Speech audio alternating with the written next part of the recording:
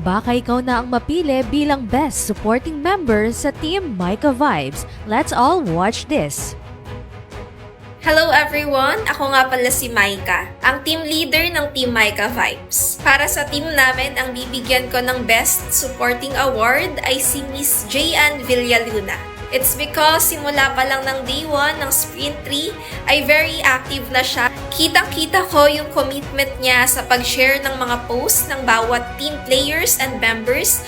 Also, pag-comment na rin sa lahat ng TikTok post namin. Nagsasubmit rin siya ng video everyday. Aside from that, lahat naman ng members ko ay magagaling. But for now, congratulations kay Miss J.Ann. Congratulations, J.Ann from Team Micah Vibes!